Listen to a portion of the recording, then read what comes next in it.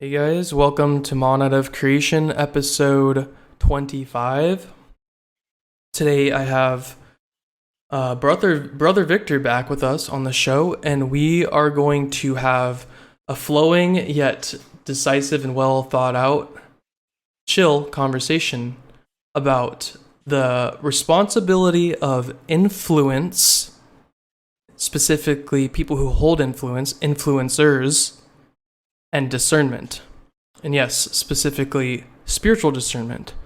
But most people know listening at this point, and Victor and I, that all of reality is a spiritual experience. So, we're gonna jump right into it. And Victor was on episode 13 with Streetwise Ascension. It was a really good time, and we've been casually staying in touch here and there.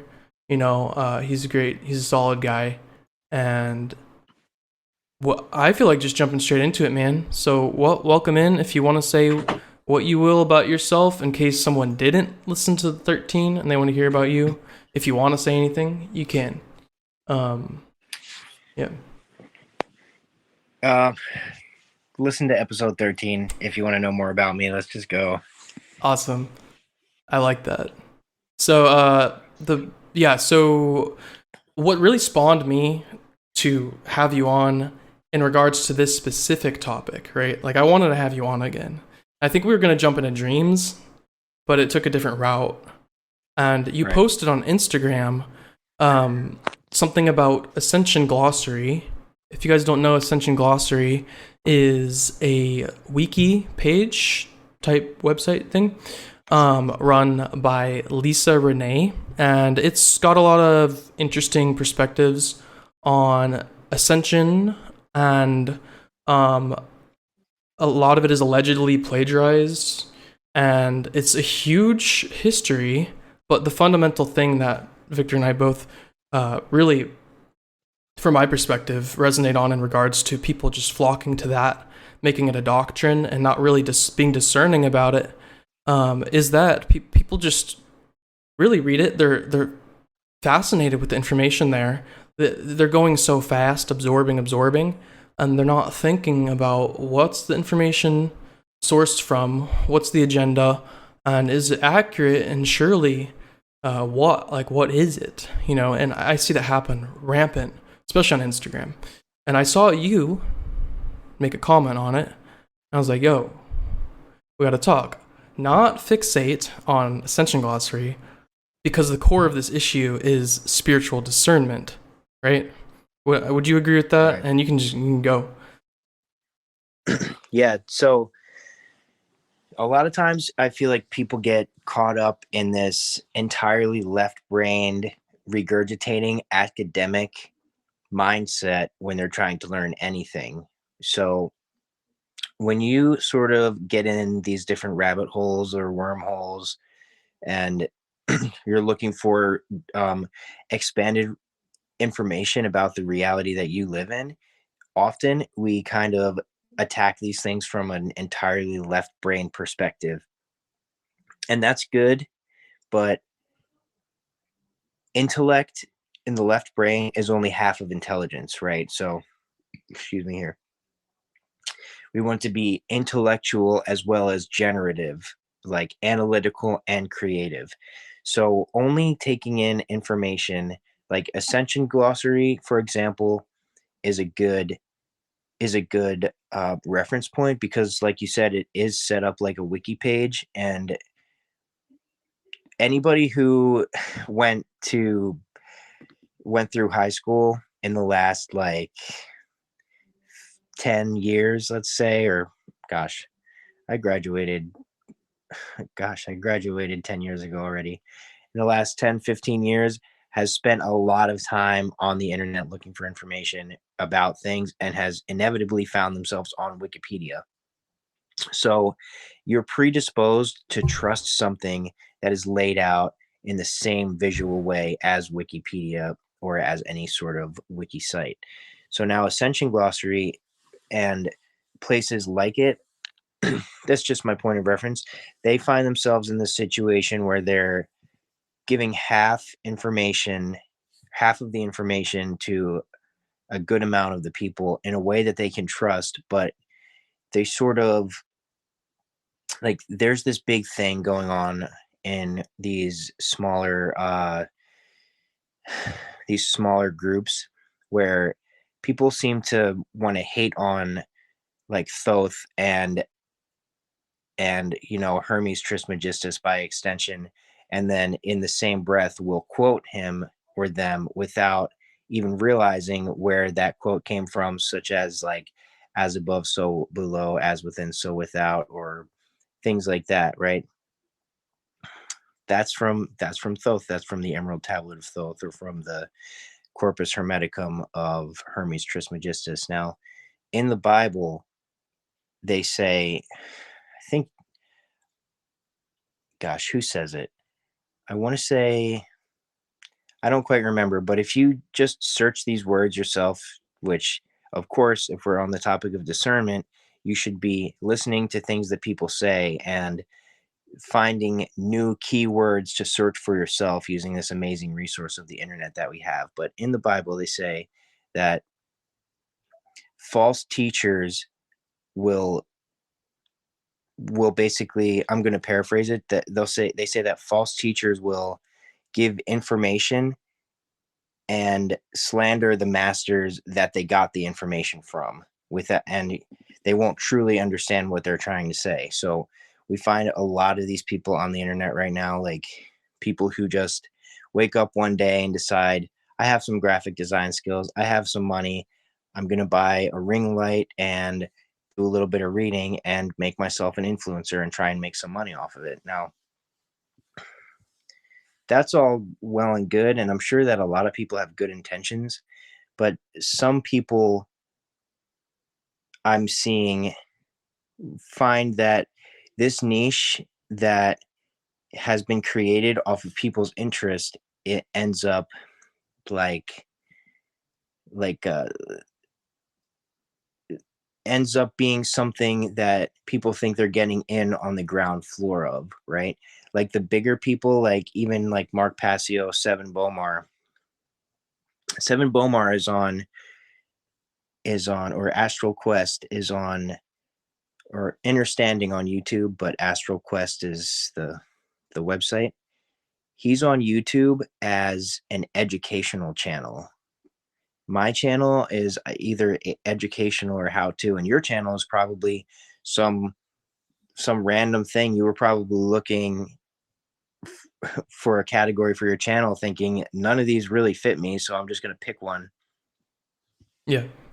And like until the like personal development, self-discovery, esotericism, spirituality kind of thing is homogenized into one word, that's how it's going to be. And you have these people who are seeing it as a business opportunity to get their face on the ground level of it.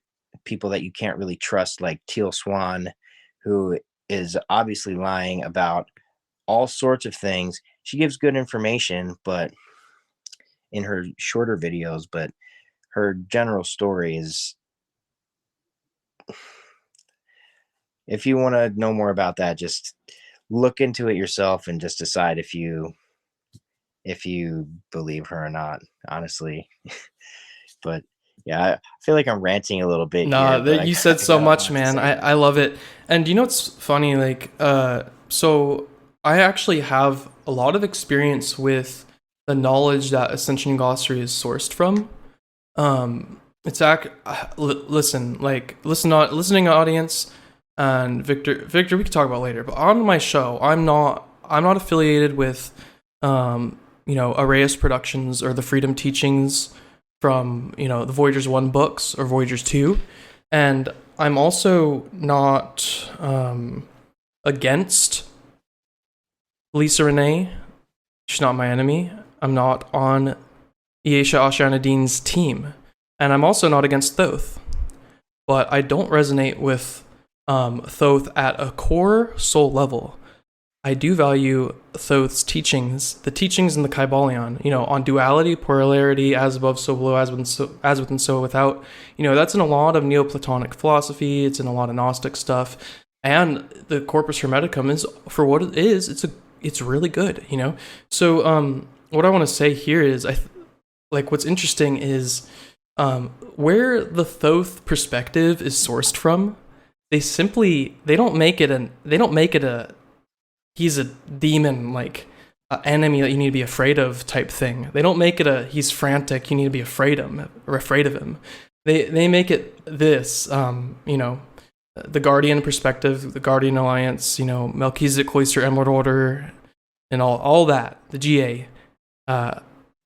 It's funny. They just say that he chose a different path, and it's a different spirit science path, and it's not the spirit science that's different from what Ascension Cloistery claims to be about, and different from what Voyagers 1 and 2 in the newer Arias Productions material are about.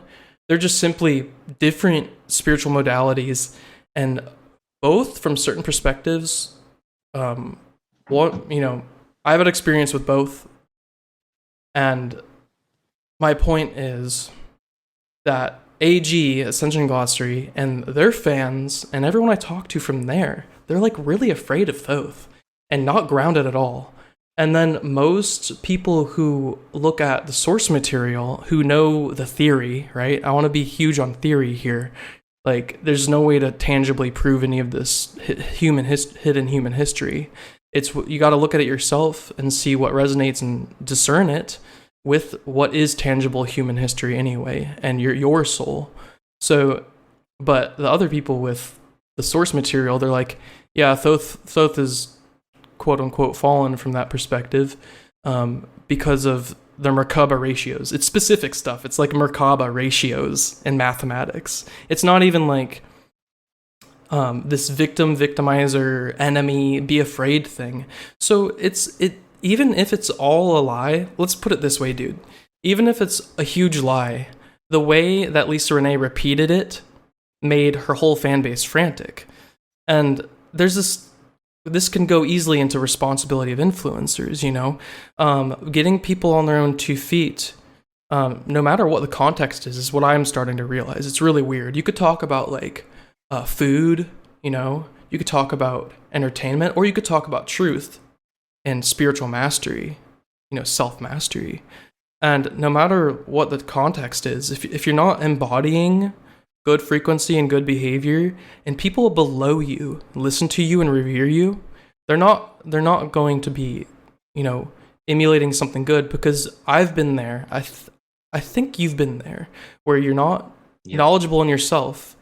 I've been there, talked about an Instagram TV video recently. You're not as knowledgeable in yourself, your eternal self, and anything above you, or seemingly above you, right? Anything seemingly above you, you know, innocently start to emulate sometimes. So even if the whole Thoth thing is a huge lie, and yes, I do value what's in the Kybalion, I do value what's in Voyagers, not so much Ascension Glossary, it seems like a lot of misconstrued things, I'm not worried about that.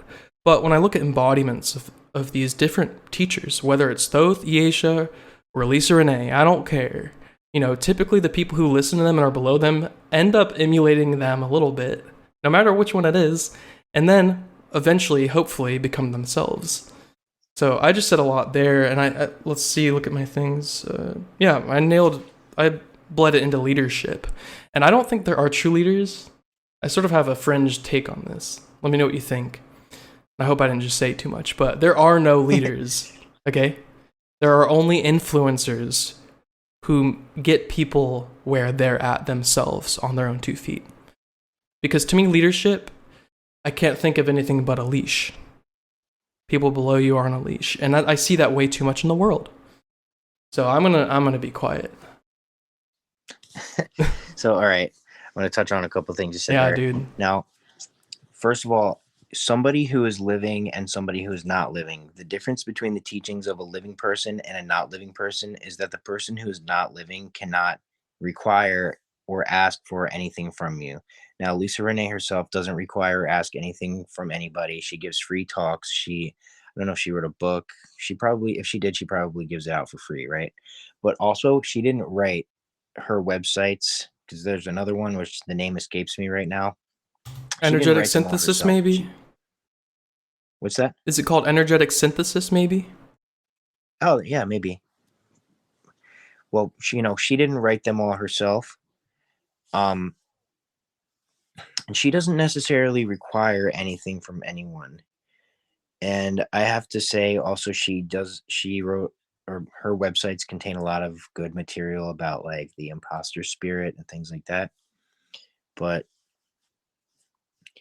see, the difference here is, if I am going to learn from somebody, if I want to say like, okay, like Thoth or Enoch or or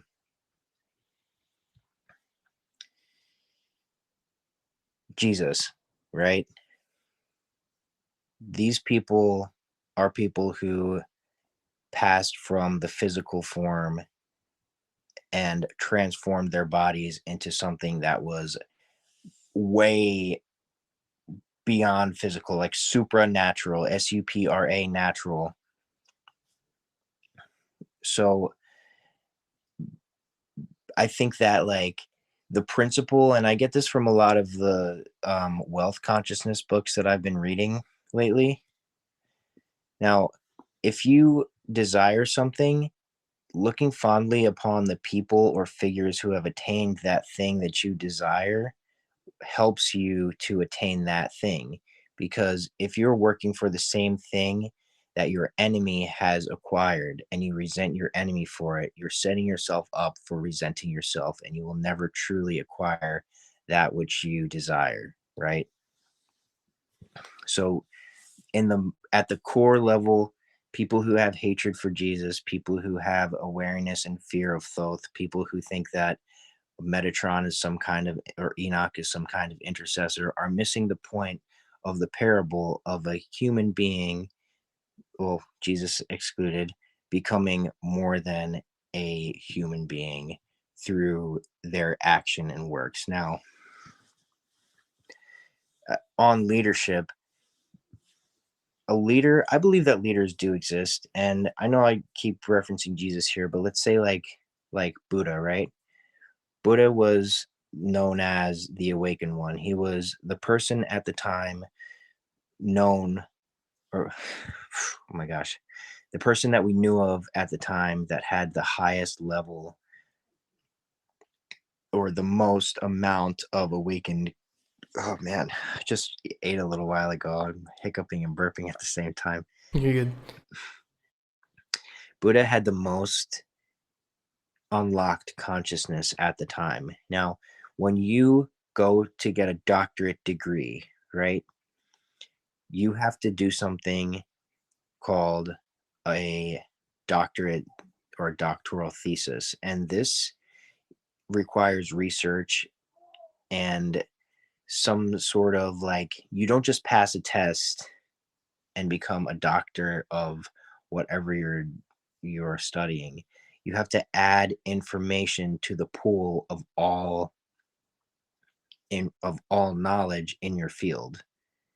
That's the point. If somebody is a doctor of anything but medicine, they have added information to the whole thing. Like if you're a doctor of music theory or of engineering or anything like that, you have learned something and brought it to your peers, and you have led everyone else into a greater understanding of these things. Now, Buddha raised his consciousness, and say if it was a circle that had a defined surface area, he put a little bump out on the circle, and that made the entire circle bigger for all of humanity, right? And then Jesus came next and did the same thing. And now I feel like there's so many people in the world that we have access to each other in a way that we never did before, that we kind of all do this together. So it's really not up to like one figure to lead that, but it's sort of like a mindset of leadership. And a leader,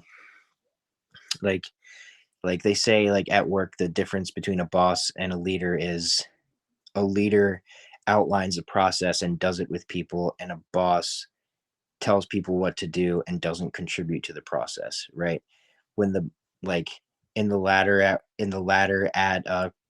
corporate structured or militarily structured at that organization, when you look up, all you see is assholes, and when you look down, all you see is shitheads because everybody's shitting on each other. Now, in a leadership, in a healthy environment with good leaders, people who are explaining and contributing to a process, that doesn't exist because everyone is pulling the same amount of weight. So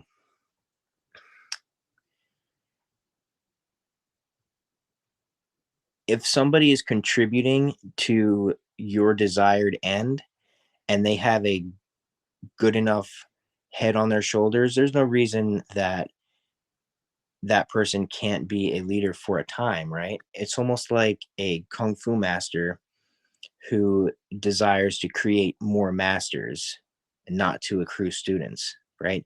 So a true leader is somebody who's trying to outline a process of getting people up to where they are at, where they are no longer the leader and they can be equal to each other.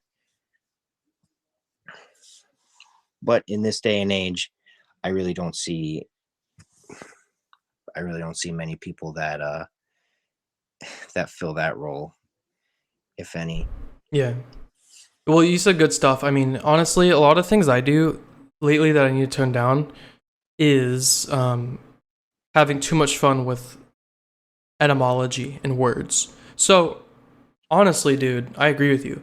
Because when I say there are no leaders, I'm really saying, like, abolish the term guru and leader because people can't handle leadership. They can't handle being an expert and helping others. Do you see where I'm going with this? Most people who step into those roles become egoic, they become narcissistic, and they go down a weird path. Often, I don't even know about most of the time, but often I see it happen a lot.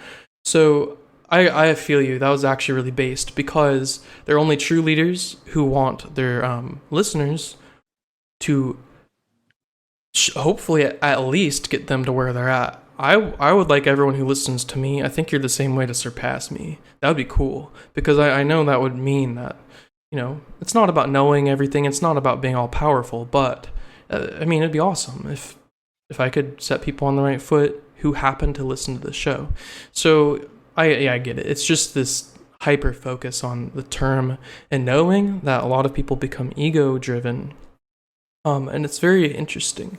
And yeah, and to clarify on the spirit science and the mechanics involved, when people are discerning that stuff, like honestly, when it gets down to like Metatron versus Christ versus, you know, Kabbalah Tree of Life versus 12, you know, base 12 Cathara grids, all these things, dude, you know, and then like everybody hating Arrayas Productions for some reason, you know, the common theme between anyone who has an enemy, I'm not even gonna get into the truths and the experiential knowing I have. I'm gonna look at the core of the individuals who are pointing fingers.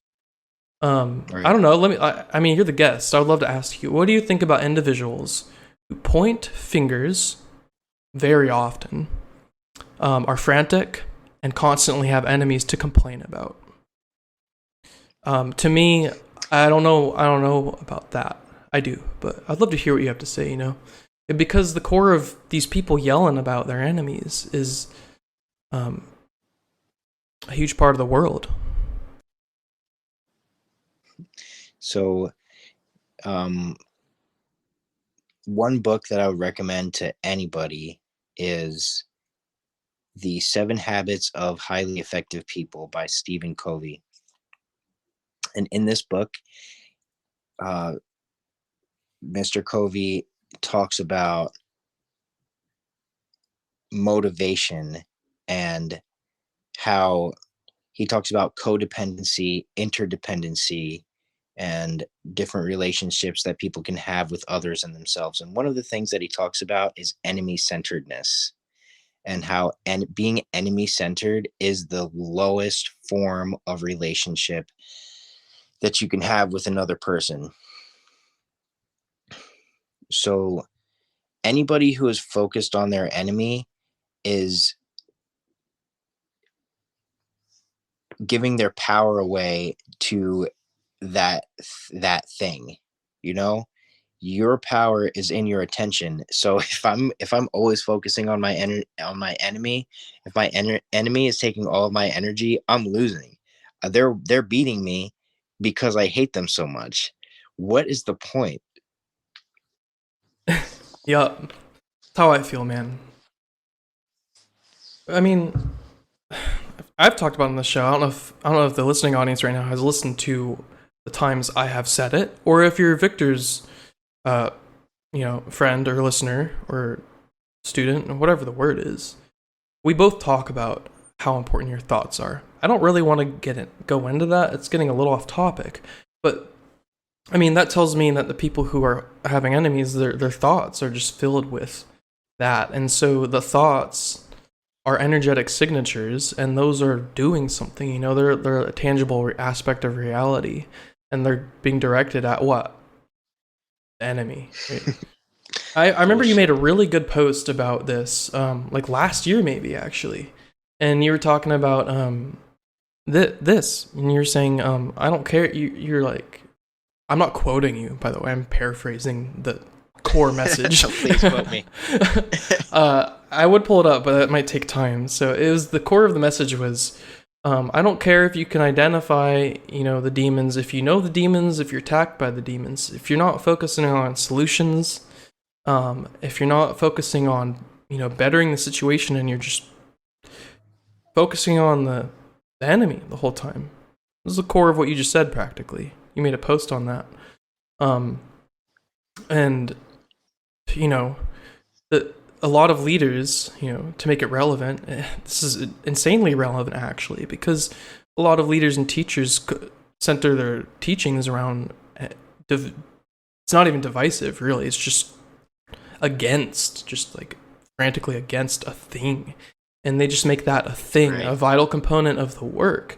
And to me, whether it's government that is the enemy, and that's fixated on way too much, whether it is an actual, verifiable malevolent force that's fixated on way too much, or like a water bottle they happen not to like, and it's totally ridiculous, and they're fixating on that way too much.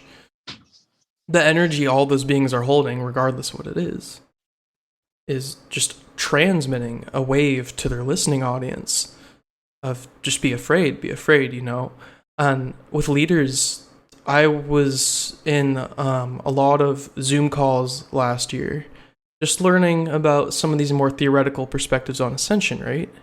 And planetary evolution.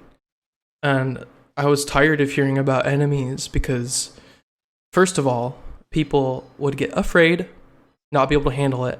Then the teaching wouldn't have solutions for the people getting afraid, And then I'm sitting here like, damn, like it's just fear-mongering at that point. That person's walking away from the call like sort of frantic.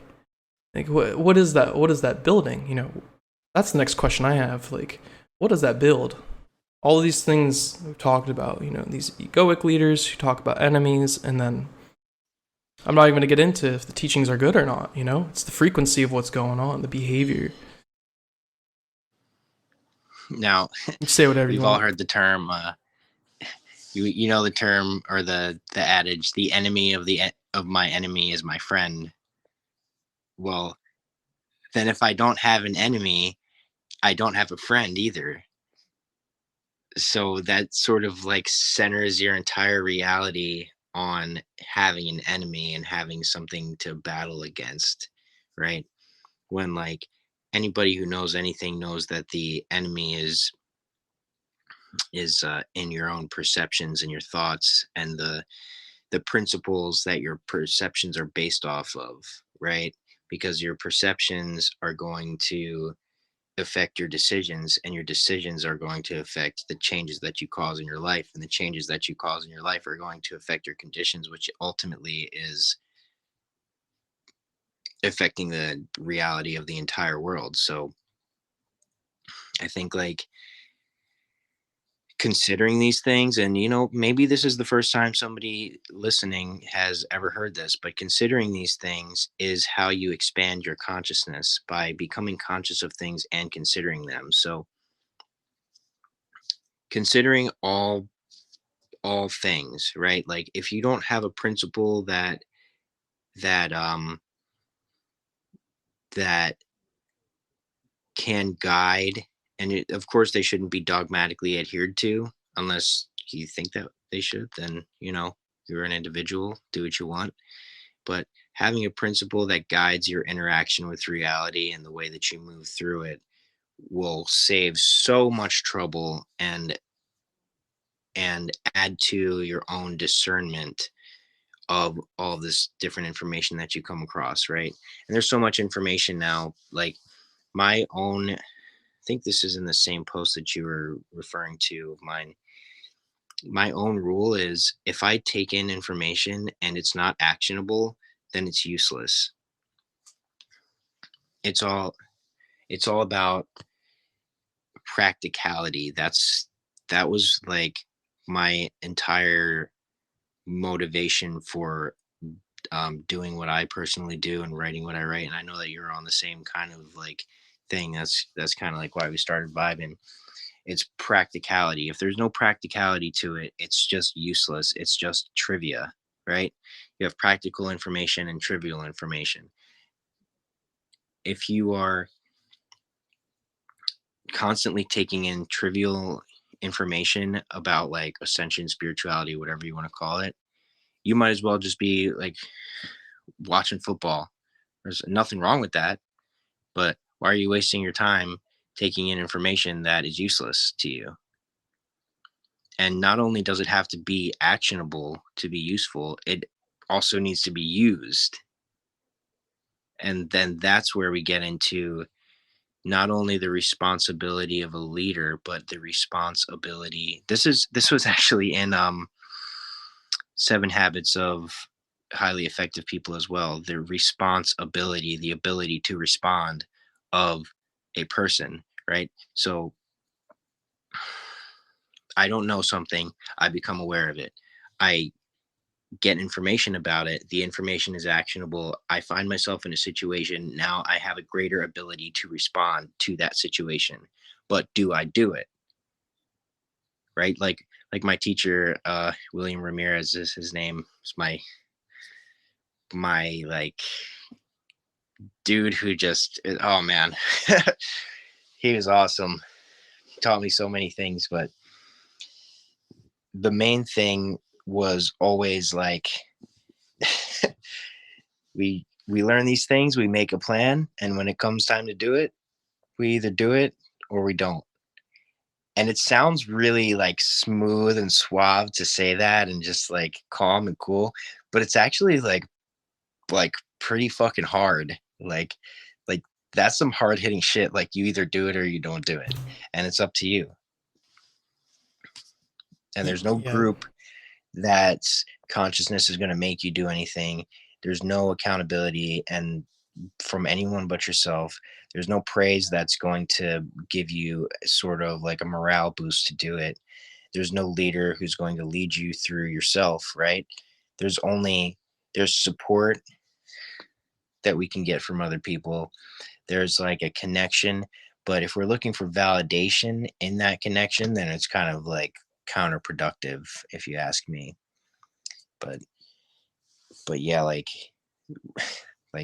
to get into like our topics, our pre-discussed topics, like the having developing the ability to respond not only to your audience but to those who you are the audience of. Did I say that right?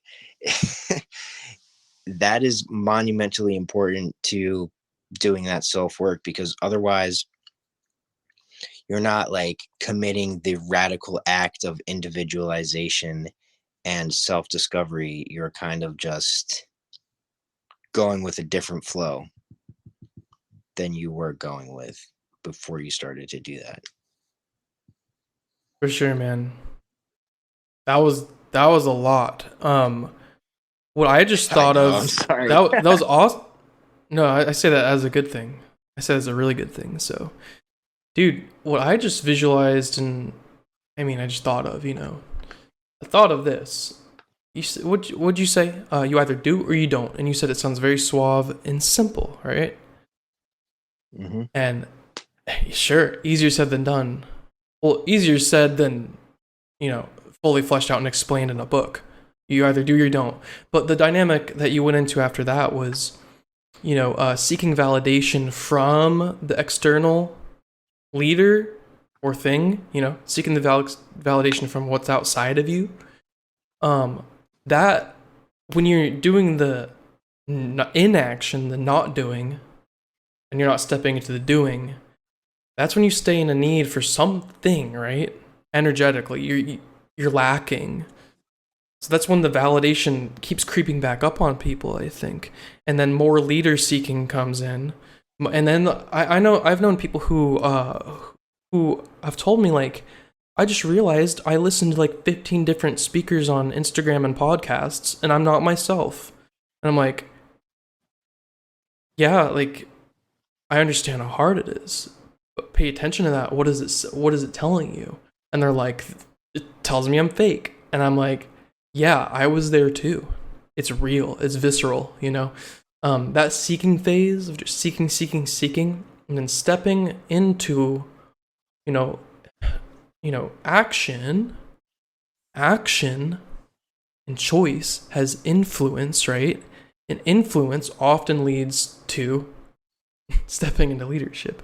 I mean, dude, I think what I'd like to illustrate right now is that you're making me a lot more comfortable with just like letting go of the semantics of leadership because, I mean, when I see narcissism and ego in things that are supposed to be pure, it does something to me. So, like, it's funny, man. It's actually funny. Like, it disgusted me so much that I wanted to alchemize the etymology and semantics of leadership. So, it's funny, but it's a tragedy that so many loudmouths, so many people stepping into places of influence are just feeding themselves off of attention, instead of actually helping. So that's Yeah. why your homeboy Mon out of creation was like being a little too specific about leadership versus influence. But No, that's yeah. important. Now, have you ever like got into reading the New Testament and like specifically like Jesus basically going and debating the Pharisees who at the time were like, yeah. Parts So last year I actually did when I was getting into Gnosticism and the canon. like forgetting any kind of organization or society attached to it, just like seeing and reading what Jesus Christ was saying to these people, he was not having any of it. He was not having any of it. Not at These all. people were like exactly what you're describing. Like there's definitely a place for calling individuals out, and it's on the spot, and it's kind of hard online because somebody will post something and it just lives forever, right? So what are you going to go back 6 months on somebody's page and then start start like ripping them a new one about it? Like Right, dude, because then that doesn't work. right, These yeah. people kind of have like a buffer where nobody can touch them because it's on the internet. And like honestly, if you really wanted to, you could just delete somebody's comment off of your stuff, especially on Instagram. So it's like you really got to get you got to get in there with people. And like, oh gosh, I know this is not what I was just talking about, but I keep wanting to say this and forgetting to say it while I'm speaking. Go for it. um I wrote in a post. I should be posting more lately, but I just haven't been. um you do not choose to be a leader just as much as you do not choose not to be a leader. You do not choose to be a leader just as much as you do not choose to be a leader. Just as much as you do not choose not to be a leader. I mean, you just described what I've been going through pretty much. Yeah, I like feel like it, man. you can't get to it, you can't get away from it. It's just something that ends up happening. It's a personality thing, and it also has to do with the people that you're around, because sometimes you might be the outcast in a situation, and sometimes you might be the one that everybody is interested in interacting with or learning from. And sometimes like you kind of have the same thing as I do about you, where like you you just naturally like like this is something that I can tell about you, bro. Like if you're in a group of people and somebody's speaking and they think that nobody's listening to them, I bet you're the guy who will look at them and be like, "Go on, I was listening," you know? Yes. Like who will Yes. include the person. Like that is the quality of a leader, is somebody who does not does not allow anybody to feel alienated, right? So Mhm. people who have a misguided sense of leadership automatically alienate other people because they don't know what they're actually doing. Now, I'm totally losing my train of thought, It's great, man. It's but that's you're okay. flowing well. I do the same thing, honestly. No, you said a lot of good things, and that characteristic is there is something there because in my friend circles, right, whether it was my punk days, like in DIY scenes, or whether it was when I was hanging out with like jocks in high school. I mean, I know I just pulled very two basic archetypes, but I did live those two types of hang out with those two types of things, you know. Right. And the constant be I mean, I actually viscerally remember in both situations, those groups are supposed to be like very polar opposite in terms of caring about others, right? Like the punks claim to be more like, you know, we care for humanity, like everybody's good, and I know it's a lot more nuanced and specific. I'm being very broad. And then the more, like party culture is like supposed to be shittier, but it's there's nothing about the what, the who, the what are they putting in themselves, honestly. It's like this core nature where I've always been like, why don't people care to um be all inclusive in a holistic sense? You know what I mean? When you're having a conversation, the Yep. situation you just described, when someone clearly is either trying to be heard or wasn't heard, that's, huge. Or just straight up silent the whole time, I often step aside and will branch off from like let's say there are three people and we're having a specific conversation and my homeboy over there or a stranger or somebody who I just met is just alone thinking about something else. I've often done that. And this is not to say Victor and I are special or better than anyone. It's just we're sharing some things we've noticed. And that characteristic, to me, I would think it would be like an innate trait in a human being or someone who loves. And for, I've seen in Zoom calls often, uh, like those, I've been to a few master classes and like seminars, and I've straight up seen situations where like someone asks a really good question and they're like brushed off, and like the hot chick is like paid way more attention to than the person who just asked a really nice question. And that's an extreme, right? We could get into a lot more benign situations, but when you're in a place of leadership, and surely someone is asking a good question, and your interest is being so blatantly shown by your behavior and your actions. And, like, little do they know, probably the 50 other people watching are like, did that just happen? Like, that person asked a good question.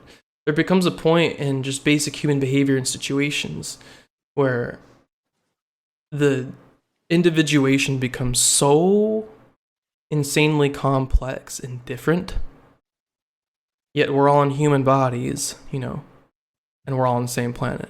And it's just like, when will enough be enough? And yeah, I did look into, the Yeshua, Jesus, whatever, his attitudes about, you know, the lack of purity and honesty in the world.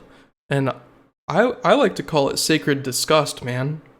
You know, like I I like I was that. trying to I was trying to refine what some people call sacred rage, because rage isn't, to me, rage is not a good frequency to be at, or anger.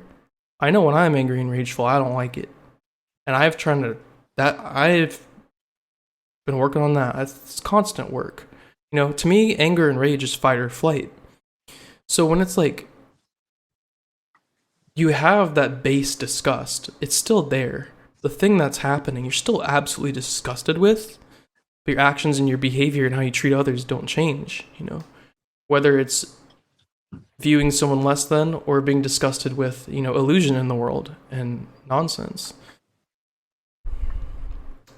Yeah. I just So sort like of, yeah, go ahead. about that anger and rage thing, like there's definitely a negative and really gross pull to that, but like I like how you call it sacred disgust too. And now I don't know who said it, but somebody said hate evil but not more than you love good, right? And Mm-hmm. I love that quote, and I it makes me think of a couple of things, like when Jesus went into the synagogue and was, you know, like all the merchants and the usurers were there, and he basically like beat them up and destroyed their benches and things like that. Like he had an anger for that that caused him to serve justice. And then to draw a loose parallel in Buddhism, you have the wrathful bodhisattva known as Vajrapani, which means the wielder of the lightning bolt. And this person dances in the fire of rage in effort to protect the pure consciousness of the Buddha, right? So like there will come a point in anybody's path where they need to protect themselves, another person, or some just something or someone, and harnessing that very natural emotion is entirely useful and sometimes necessary, but not losing sight of it. Like anybody who's ever sparred or done martial arts and sparred, especially with somebody who, if you're trying to like practice a specific technique and they just keep hitting you because you're trying to do something specific and you're not defending yourself in a certain way, you're doing a drill, and say you're doing like Wing Chun, right? And you're doing straight. Everything in Wing Chun is straight, and they keep hitting you with hooks, and you're like, dude, like that's not what we're doing. You kind of get frustrated, but in controlling the breath and controlling yourself, you find that this frustration that you feel creates more power for you to accomplish the end that you're trying to accomplish at that point. So like in these like moments of sacred disgust, just keeping your head gives you so much more power. It's perfectly human and natural to feel that way, but to be overcome by it is absolutely deplorable. Yeah. Yeah, man. You nailed it, really, because I view it as like, your generative core center of your being, like whatever feeling is in there is comes out through your behavior and your actions, right? So it's like, to me, when I was really thinking about making that topic on angelic disgust, sacred disgust, I was like, well, I'll tell you this. What motivated me to figure out this idea was seeing all my old truther friends. I'm still close with some of them, but a lot of the old truther friends I had, were getting like depressed, rottingly nihilistic, and really ungroundedly angry about the world. So I was like, what's the cause of their anger? It's disgust, dude. It's disgust. That's what it is. I'm like, I have the same disgust as them. And I have been angry, ungrounded in the past. I'm not perfect. I've been real angry, ungroundedly in the past. But what I've practiced is keeping that disgust and what you said, keeping a calm head on it, keeping your focus on it, keeping your discipline in check, keeping what you truly care about in check in accordance to whatever's disgusting you. It should be a little Right. better off than losing your mind. And well, I mean, hell, dude, this has to do with leadership too. A lot of leaders advocate just getting fight or flight in any situation. And fight or flight is for like the worst of the worst situations or things that just really frustrate you and can be done with sacred disgust kept in check. Now, the interesting thing about like the fight or flight mode, right? I, gosh, I met a man who explained to me how you could bypass the amygdala in your brain. And when I first heard about this, I thought, well, that's the thing that keeps you alive, right? If you look up the amygdala and what it does, you run into this very common explanation of it creates the fight or flight response. It's the thing that it's the thing that applies memory to your nervous system when you're in a situation where you or someone else was in danger or injured. Now, they people like to use the your walk two cavemen are walking through the tall grass and one of them gets eaten by a tiger. So now the one who wasn't eaten knows not to go in there or else there is a tiger that might eat you. And if they need to go in there, they're stressed because the amygdala activates, putting them into a state of consciousness where they can more adequately respond to the threat of immediate danger that a large predator would produce.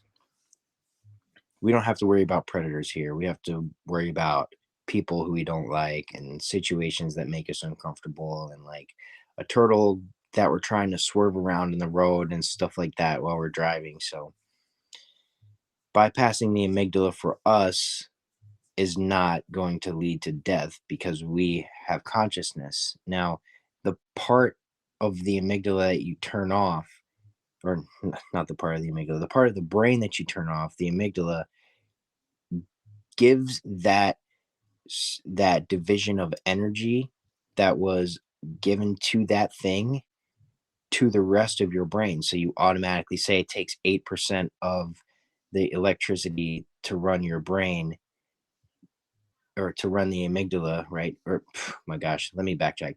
8% of the total amount of electricity going to your brain to run the amygdala, electricity as a placeholder for whatever kind of consciousness energy. Now that 8% is distributed to the rest of your cognitive ability, which is an incredible amount. And the way that this guy goes by the spinning man, he, I, I'm convinced that I don't know. I don't want to get into all this about my opinion about him and what he really was and how I saw him and all that stuff and my own state at the time. That maybe that's a story for another day. But basically, he was saying that you spin one way for 5 minutes, like spin around and get dizzy, and then you spin the other way because when you are taking in visual input as as it goes while you're spinning, your brain uses your amygdala to say, hold on, stop doing what you're doing. This is dangerous. And then it reads the fluid in your ears and says, okay, we're trying to balance this. Now we're dizzy. You really better stop, right? Well, by spinning and spinning and generationally doing it, it'll actually like help you to bypass that. It's called amygdala hacking, and it can be done this way. And the Sufi whirling dervishes have known this for a very long time. But to master that fight or flight response and to even bypass it is like monumental for your own self mastery, and will, and of course it's like it's a daily occurrence. There's not going to be one moment where you're like, okay, I'm free from this and I never have to work on it again, because the moment that you think you never have to work on something anymore, you have lost. It has defeated you, and you better get right back on it, because you're never done. Man, that's fascinating to learn about the amygdala, right? Yep. So, what it reminds me of concisely is being engaged with your environment and the conscious mind and aware, interacting, but totally detached, no attachments.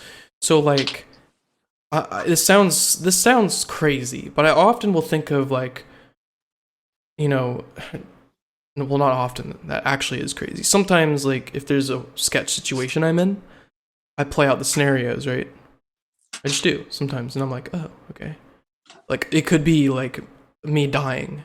I'm like, okay, and there's this thing about morbid, what do they call it, morbid humor or whatever. People have, they say morbid things, and some people are like, oh, they get all freaked out, and others are just like, yeah. To me, it's almost like, it's interesting to think of back in the day when there were, predators all the time, physical threats all the time. Were those individuals, like, back in the day, the ones who were just, like, able to hang and deal with these things? Were they bypassing their amygdalas? Like, is that, in terms of philosophy and basic psychology, like, with engaged detachment, I think of, if someone were to come at me, I'm pretty confident in my ability to just do what I need to do real quick. You know what I mean? And it's this weird thing where I've been thinking about neurogenesis a lot. Like evolving neurons in your brain and your body, and that directly correlates to your energy, right? And the amygdala bypassing fight or flight, or more so, would you say it's more so controlling fight or flight?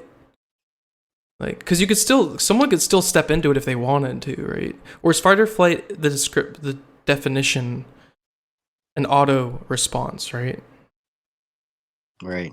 Like an auto reaction. So like that would be like making this, removing the unconscious reaction that is meant to save your life, and reacting to the situation consciously, but every time, so that function is not necessary for you any longer. It reminds me of sexual mastery, mastering your sexual desires, sort of, but in a physical, like, threat sense. It's similar to me. I don't know why. Like mastering your urges. I mean, it all has to do with the R stem, right? Probably. We're getting real off topic, but I don't think it matters, dude. This is my show. This is a good conversation. And we hit all the topics so we did, far, dude. so. And also how that could relate to leaders. I mean, listen, dude. You don't get triggered by the anybody, not leaders, but let me specify, right?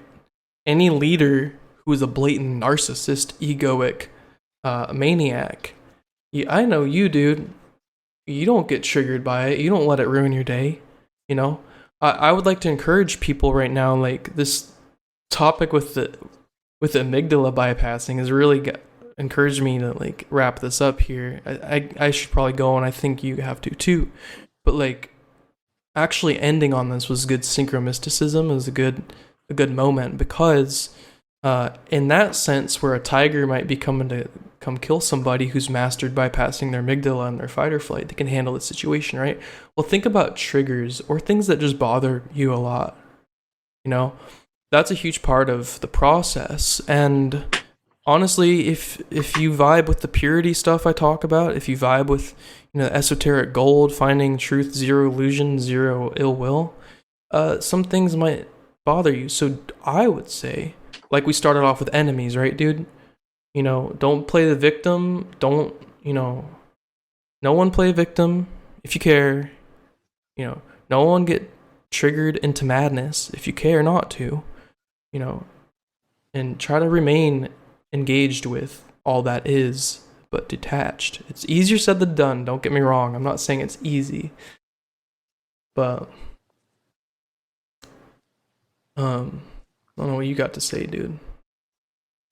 Yeah, like shit.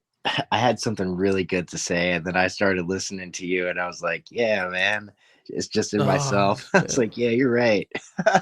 Like I say, apologies. I'm not shameful of it, but apologies. I want to hear what you have to say, so hopefully it comes back. Right. Okay. Yeah. So I think a hallmark of maturity for a lot of people, and it took me longer than I wanted to realize this, but I'm 28 now. I think I realized this when I was about 19, is instead of getting angry, having that amygdala reaction to something that somebody does or says to you, you kind of become like hurt and concerned, like hurt that somebody would say that to you or do something like of whatever it is to you, and sort of concerned for them, and in that you're wondering what is happening inside of them that would cause them to behave in such a way, you know? So, like, being a little bit more mature, just like in a broad sense, sort of removes you from that constant need to escape or defend yourself, and like you can really tell when somebody doesn't have the emotional or intellectual maturity to handle many things in life, because they end up in that fight or flight mode a lot of the time. And like especially with men, like there are people who have a skewed view of what it is to be a masculine man, and unfortunately that ends up a lot of times manifesting in overcompensation for trespasses, unforgivingness, no compassion, and relying heavily on that fight reaction, you know. So like that's something to really be aware of, especially for guys nowadays, is to like not fall prey to those automatic programs. And if I can just reference Seven Habits of Highly Effective People one more time, the wow, my train of thought is just shit today, bro. Oh my god. You're good, dude. The You actually kill it. You actually killed it, by the way.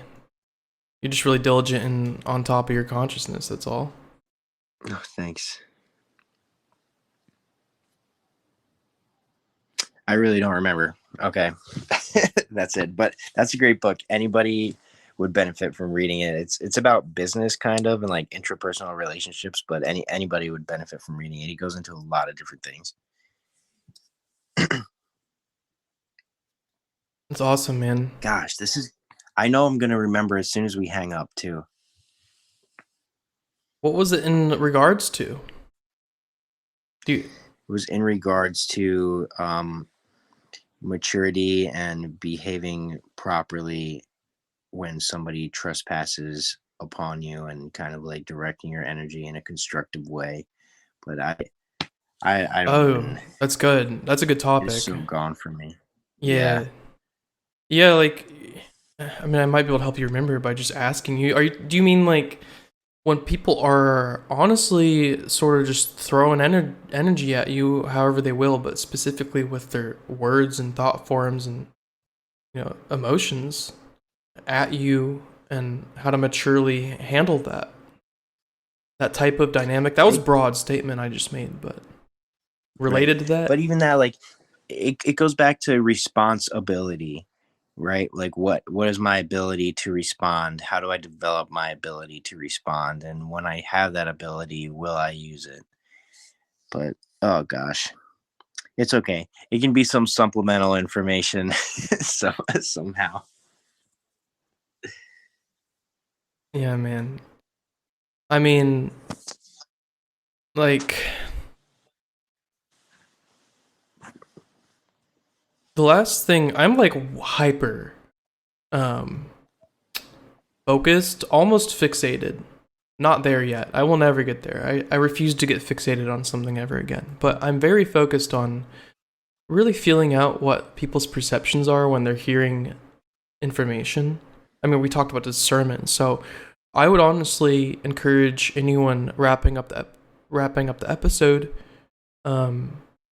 regardless of how you feel, really sense into your intuition, and then step into your mind holistically with clarity, and then become receptive and just feel out, what Victor and I really have to say here. I know I have no agenda other than to just mainly, dude, talk. Sounds not selfish. Talk to you about some good stuff, but also make good content out of it for people to learn from, That's my agenda. And my other agenda was just reminding people to constantly intuition, go to your mind with clarity, and be receptive to what you don't know. Discernment's weird because people don't. Hey, have you seen people get so discerning that they're not receptive anymore? Like, they're so skeptical they're not receptive anymore. Yep. Yeah, that one's wild. If you wanna talk about that, you can. Common, actually. I feel like you might have to go, but if you want to talk about that, dude, go for it, and then we can wrap it up. Oh, we're getting kind of on the long end here, dude. It's like hour 7, so wrap it up. Well, guys, thanks for listening to Modern of Creation 25. Thank you, Victor. Where can we find you? Find me on Instagram. That's wait, no, not that. It's at blessed_ the letters NRG, or at my website astralether.com, ASTRALETHER.com, not Astraleather, Astralether. I'm starting a blog on there. I just released the 2nd edition of the Astral Travel ebook that's all about dream working and expanding your consciousness into the dream realm, because of course the dream is the reflection of your level of understanding and consciousness while you are awake. So if you have 0 conscious dreams or 0 memory of your dreams, you likely have 0 cognizance of what's going on in your daily life. And that's all. I go into all that in the ebook, revised and expanded for 2021. But yeah, that's where I'm at. Hit me up, message me. I'm open to all correspondence with anybody who doesn't come at me acting like a jack off, and even if you do, I'm open to that too. Yeah, man, good stuff, and thanks for coming on. It's really good. And I'm gonna stop the recording.